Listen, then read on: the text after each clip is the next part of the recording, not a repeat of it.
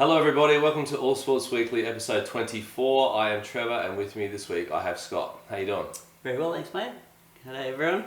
Scott's up from New South Wales. We've got a insurgent cockroach up here with a bit of origin chat coming. Yeah, definitely. I was hoping it was going to be a bit better result. I'm going to give you some real banter that... Dodged a huge bullet here guys because he was lining me up. So we'll talk about that in a minute. Everybody, we're on YouTube obviously. As you know, we're now on Spotify. You can find us there. We're on Twitter, we're on SoundCloud, we're on all of that stuff. Anything you want me to talk about, message down below in the comments or email me. I'm not going to go through it all. You know where to find us. Alright? Yep. You watch the show? I do, yep. Huge fan, I'm sure. Yeah, love it. There's been some good ones along the way. Yeah, there's been a couple. Okay, before we get into it, around the grounds, I'm just going to sort of touch on a few things that have been happening.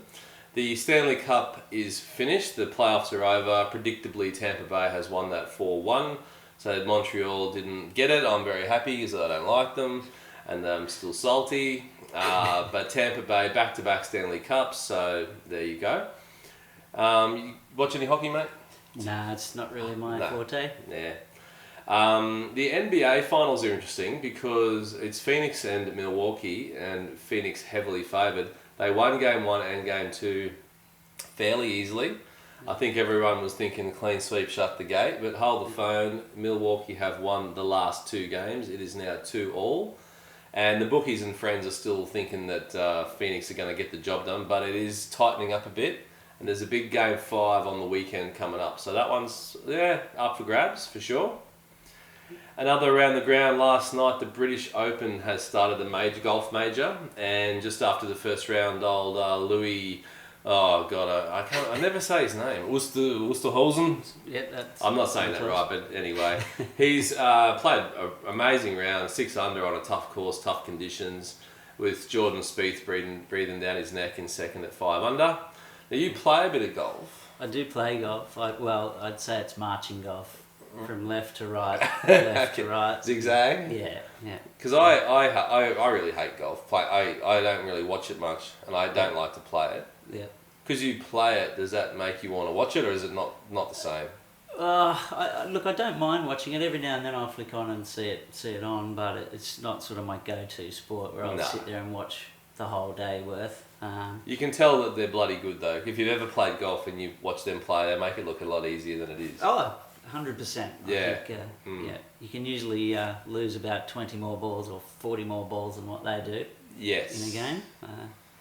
Yes, and just quickly, boxing, Australian Tim Tszyu has beaten Steve Sparks. A dodgy fight. Spark came in at short notice after Zarafa pulled the pin.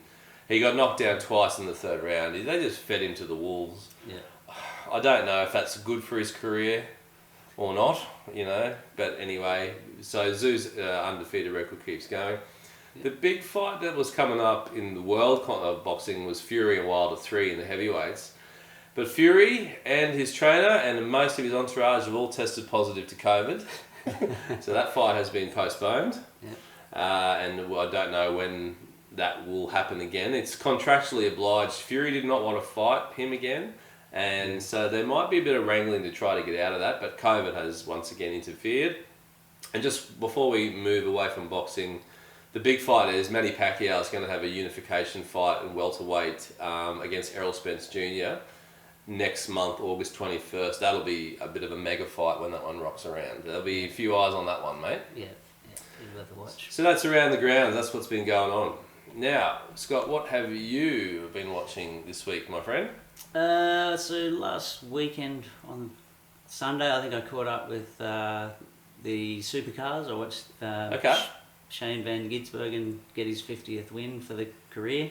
Okay. Do you have an allegiance to a manufacturer of car or a driver, or are you just a neutral, or what? No, I'm pretty neutral. You drive a Ford, don't you? I do, yeah. I won't tell anyone that. Oh, sorry. But yeah, no, I think I just like watching all the cars get around. It's pretty good, and it's pretty good. So 50th win, was it? Yeah, 50th win. Okay.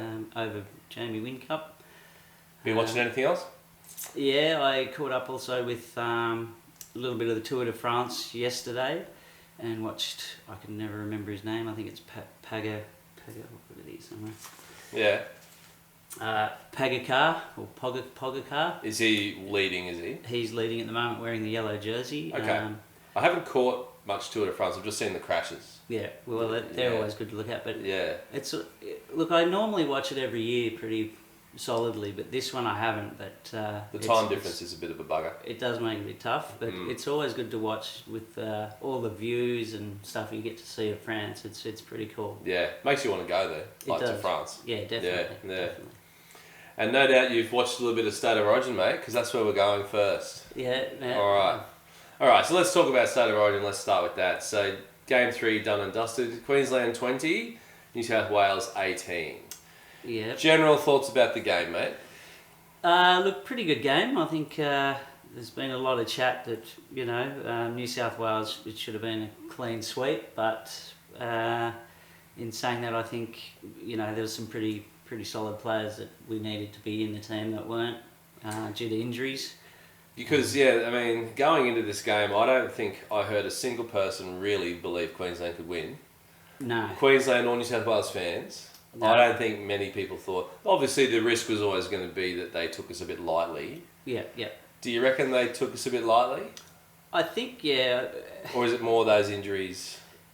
Well, I think it's a bit of both. I think if you've already had two, like a massive win like we did in Game 1, and then you're looking at 2 where it was another good win, you're going to relax a little bit and think, we sort of got them on the ropes a bit. I think that's honestly, yeah, you're going to have that. And Queensland played a bit better. They did, yeah. Queensland did not play well Game 1 or 2. They did not play well. Well, in saying that though, Queensland did come out in the first, say, 5 minutes of Game 2 and had an absolute screamer. First 5 minutes. Too bad about the next 75. Yeah. We look good for 5, that's for sure, yeah. Yeah. So the Penrith halves, you just lacked a little bit of cohesion, and I'm an Eels supporter. I thought Moses was a bit poor, actually. He looked a little out of his depth and maybe nervous. Yeah. He didn't have the time with the ball. Like a couple of times when he was getting to his kicks, Queensland were right there. Yeah. Whereas Cleary and co seem to make it look a bit easier. They get a bit more space with the ball, if that makes sense. Yeah, that's right. And they give a bit more space to their key players as well. I think if you look at how much Mitchell and our faster players on the wings normally get the ball, they weren't getting that in Game 3. Yeah. And Benny Hunt had a bit of a blinder. Absolute screaming game. Probably the best I've seen him play all year, really. If you're a Dragons supporter and you're watching that and you're thinking, how do we get him to play like that for us? Because he can go quiet. Geez, Yeah, and I think that comes down to where he's positioned. Playing in the hooker role where he was, fantastic. With St George, I think he's playing halfback, so... It's made it interesting because Harry Grant's probably the incumbent or the guy Queensland would pick. Yeah. But with Hunt in that sort of form for next year, a year's a long time, but I tell you what, he nearly get the number 9 jersey. I think so, and he did a lot of talking too. If you look at the end of the games, he was having a bit of a chat. I think it was after Game 2, and everyone was listening. So I think he's sort of moving into a bit of a leadership role, really. He's been around, which. But this, just quickly, the 3 games in Queensland as well with COVID, did that play a part? Well... Because we did have 3 home games at the end of the day. Yeah, it'd be interesting to say, if it was a clean sweep, it would have been interesting to come back next year and say, do we get 3 games in Sydney just to see how it went, but... You might need a new premier before you can host 3 games, I reckon. Just frankly. I think you might be right. Not to get all political on you, but okay. So 3 games in Queensland, but so that win papers over the cracks of what was until then a disastrous origin for Queensland. Yeah. We lack cohesion. The coach, the players were saying they lacked motivation. Yeah. We actually selected a guy who wasn't eligible, and then we realised later. I don't know how that can happen. We were fighting amongst ourselves. It's been terrible. That win was pretty important for Queensland. Just to settle. My heart rate went down 20 points. I think so, yeah. And even poor old Daly Cherry Evans getting booed when he went out to give his speech. I think if it had been a whitewash, it would have been quite upsetting for Queensland. Well, I mean, on one of the NRL shows through the week, Paul Kent, I think it was, said to Darley Cherry Evans, "What do you think about Paul Green as a coach?" Yeah. Now his answer was, "Well, I haven't played enough Origin to tell what's a good coach and what's a bad coach." Yeah. First of all, he's the captain. Second of all, it's his 15th Origin. And it's not a glowing endorsement, is it? Imagine that you're the coach. Well, I don't know what's a good coach and what's not. That's what he says about you. Yeah, that's right. You know? I think too, it's probably a pretty daunting time to be a coach of nearly any football at this stage, because it seems pretty easily, if you're not, sort of getting those wins, you're on the come for you. You're on the axing block pretty quickly. When Queensland was having its run, don't forget, New South Wales went through some coaches. Even Craig Bellamy couldn't get him to win. Yeah. Ricky Stewart had a crack. Brad Fittler, I should say Laurie Daly had a crack. Yeah. I can't even remember. You guys went through a few. The players are the ones who win and lose the game. Yeah, well, that's right. Which leads me to my question: did that win save Paul Green's job? Was his job even on the line? Does that, because there's talk Billy Slater wants the gig, and it'd be interesting to see. I think he's cemented another year. I think he deserves another crack at it. I feel like that's the case. Yeah. I suppose it'd probably be a different situation if he had 3 on the trot, but the players played better. They looked up for it. That's the coach's job. Yeah. He probably kept his job there. Yeah. I don't know. I have nothing against Billy Slater. He's a great player. I don't know if he'd be the guy though. I'd pick Cameron Smith. I think Cameron Smith is a coach that was playing until last year. Yep. He was like a coach on the field. Yeah. Queensland, absolute gun. Yeah. Players respect him. He'd be the guy I'd be calling. Yeah, look, he's definitely got the footy brain, and I think he's also got the intelligence of how to get it across as well. Whereas Billy Slater's sort of, I don't know, he's sort of more a player to me. Yeah, I think so too. Maybe I'm selling him short though. Well, that's who knows? Anyway, now the ref copped a bit of the ref got mentioned as well. They were saying that the refereeing was poor. Yep. I didn't really hear any conspiracy theories that it was favouring any team. Maybe you might tell me different, but just that the ref should have just swallowed the whistle a bit. The commentary was that he was way too involved in the game. Thoughts?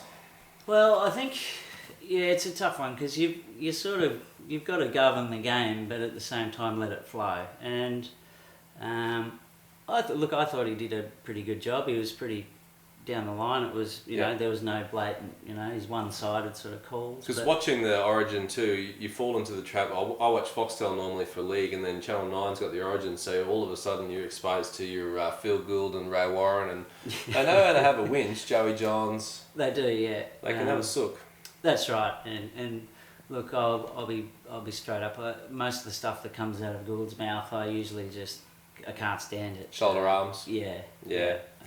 Okay. Well, mate. 2-1 to the... I mean, the Blues way too good this year. That's the bottom line. They've got the shield, and Queensland have to lick their wounds for a year and come back next year. Yeah. I think... I think they've got the Blues have definitely got a good back line. But they just need to hold it together for 3 games, not just 2. Yeah. Now, before we move on, the NRL, you're a Roosters supporter. I am indeed, yes. How, to me, they're a great team, great coach. The benchmark, winning the comp recently, etc. But the injuries, it's just unbelievable, isn't it?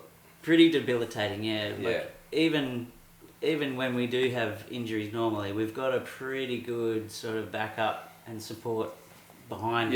Yeah, next man up sort of thing. There's usually someone to fill the role, but we're sort of getting to the point now where we're really down the bottom of the list and don't have much left. It'd be amazing if you made like the grand final or better. It'd be amazing. I think so, yeah. I'd almost say, look, I do love my team, but I think it's a tough ask to get that far. But look, stranger things have happened. It looks to me like Storm and Penrith are just up here. Yeah, and the rest. Definitely. And it pains me because I'm an Eels supporter. But they just look like another. Is that the grand final? I think so. Look, Yeah. there could be some outsiders that sort of get in there. I mean... I remember deja vu. The ladder right this moment, the Eels are 4th. Yeah. If the finals were today, we would play Melbourne. Yeah. We always play Melbourne in the finals and we always lose. Yeah. And it happens every year. Well... Every year we make it. We run into the storm and we get beaten. Yeah. And unfortunately, Melbourne, like they're just an unformidable team. Yep. Yep. So... Well, we'll see. Now, round 18 starts tonight. My beloved Eels are playing the Titans. That's at the Gold Coast. Yep. And there's a double header also at the Gold Coast because of the COVID bubble, right? So Manly are going to play the Dragons. Both of those games at the Gold Coast, mate. Yep. My Eels going to get up, you reckon? Look, Come on, the mate. Titans. Come on, mates. The Titans are playing pretty well at the moment. I mean, they've lost a couple of games where they probably should have won, but they've also won some games that they shouldn't have. But they are very formidable. Like they. Hopefully, if the Eels are fair dinkum, we need to win that game. Yeah. You know. Yeah. Definitely. And we're going to do a bit of All Sports Weekly field research on Sunday. I'll be going to the Broncos-Tigers game, which is now a double header because of the hubs. They're going to play the Penrith Warriors game before that. Yep. So we're going to head out and do a bit of field research Sunday. Okay. All right, mate. Definitely. Moving along to the other big story this week is Wimbledon, mate. Ash Barty. Sorry? Top sportsman. I think she's great. We had a Barty party. There's a few people up late that one. So Wimbledon champion, number 1 seed, goes in, wins Wimbledon. Excellent. 50 years since Goolagong won her first. First woman to win the title since 1980 when Goolagong Cawley beat Chris Evert-Lloyd.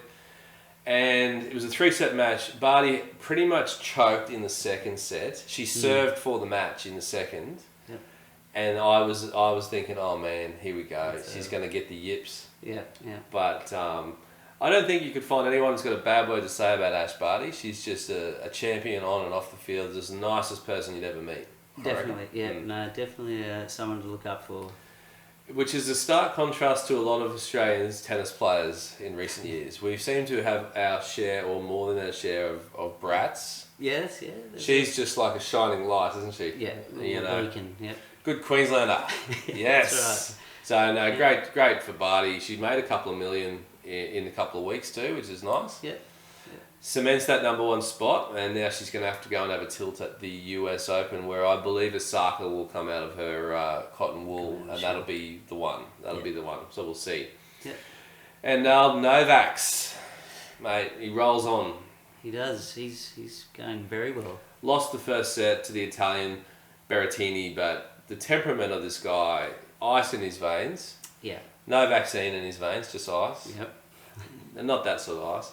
Well, I wouldn't think so anyway. He's won in 4 sets, so look, he's now equal with Nadal and Federer. This is this GOAT debate on tennis players. They're now 20 Grand Slams, same as them. Yep. Only thing is, he's still going strong, and he's now won the 3 Grand Slams this year. He's won them this year. If he wins the US Open, that's the Grand Slam, which is extremely difficult. Yep. But he might even win the Golden Grand Slam as he is playing in the Olympics. Yes, true. And that has only ever been done by Steffi Graf in 1988. Never been done by a male player. The Golden Grand Slam. Yep. If he wins the Olympics and the US Open, he goes to the top of the thing, and in 1 year, he then starts to really look like the GOAT. Yep. So watch this space. But there's a whole debate whether tennis should even be at the Olympics, but we're not going to do that. No, I won't touch that one. That's it, mate. Okay. The other big news, Euro 2020. You watch a bit of that, mate? No, but I'll chat to you about that later. Okay. So the final has occurred. England at home played Italy. England get an early goal. The place goes crazy. It's looking like it might be England's day. Italy push it to extra time, and then the penalty shootout. Yeah. And Italy win that 3-2, and English hearts are broken. Italy lifts the trophy. A pretty memorable Euro 2020. Yep. Yeah. I think it was a good result. Yeah, you were you were hoping England did not win. Yeah. I for some reason I've got a bit of a heart for Italy, so that was my. I'm not a fan of either, but the English would have been insufferable if they'd have got up. Now, the tournament itself was pretty good. In England, you've got full crowds. To see Wembley rocking, that was something. Yeah. But then you've got the English fans. Okay? Now, they're copping a bit of flack. There's a bit of racism coming out because the players with black skin have missed the penalties, and there was some racism online and at the game. Yep. In the semi-final, they booed the Danish national anthem. Yep. Someone had a laser light shining it in the eyes of the Danish keeper. I saw that one. I thought that was pretty rough. They're bloody on the way to the grounds. They're not looting, but they're just unruly mob. Yeah. Yeah. Have you ever come across those sort of football yobs? Well, no, not in general. But I did see a clip where there was an English player up on the shoulders, and it looked like he had pretty much like a whole teaspoon full. I'm pretty sure it was cocaine. And all the crowds watching, and he just hooks in, and everyone. Yeah. So but pretty loose. For all of that negativity with the English fans, there's something very, very likeable about them too, and they're right up for it, and they're just like, get out of our way, we're on the train now. Yeah. This one came across my desk when they won the semi-final against Denmark. On a Facebook group, this lady has written in England, yes, England have won, but can people have some respect? It's not appropriate to have fireworks going at 10:45 p.m. when kids are in bed. And also, my cat is out, and you're letting off fireworks, right? This is going on someone, the top comment. Fuck your cat, it's coming home. And it's like, it's coming home. And it was fun to watch, wasn't it? Yeah. To watch them talk, go up and then to fall back down again. Yeah, the fall was big. It was great, so good tournament. It was, yep. Rugby. The Wallabies and France are happening at the moment. Yeah. Now, once again, we're going to do a bit of All Sports Weekly field research tomorrow night. So I'm doing a fair bit for the show. Tax deduction, mate. Save all your receipts, all right? Oh, definitely. All those drinks, mate. Yeah. I'm going to claim that one. Tax time's coming. That's it. Okay, so the series stands at 1-1. Yeah. Now, France sent the B team. That's the thing that we need to remember here. I heard some hyperbole from the Wallabies fans talking us up. We won game one. Yeah. Game one, did you see that one? I did, yeah. It's the most bizarre ending I've ever seen. The siren has gone. France have got the ball. They just need to kick it dead, knock it on, stop the play. They just stopped the play. Yep. And they tried some pass through the back line, stuffed it up, and we picked up the ball and we win. Yep. Which I don't think we really deserved to win that game. We did not deserve to win that game. The celebrations that carry on afterwards, you've just won the test, I get it. But as a viewer, I'm like, I've never felt that flat after a win. Yeah, no, there was, when you look at all the mistakes that Australia made through that whole game, and the amount of box kicks that we just give the ball back for no reason was huge. Oh, this kills me, these box kicks. Yeah, there's only one team in the whole competition that I've ever seen that do it right, and it's New Zealand. Yeah, and there's a time and a place, and it should stay there. Mate, we could be down, minute to go, down by a point, and we kick it. Yep. You can't score if you don't have the ball. No, and none of them have ever been a good kick. So it pretty much just puts the ball straight back in their hands, and on they come with the attack. Yeah. So the coach Guthrie for the French, he brought it a B team because a lot of the top 14 French players did not want to come because of the quarantine that was required. Yeah. So they're blooding some youth.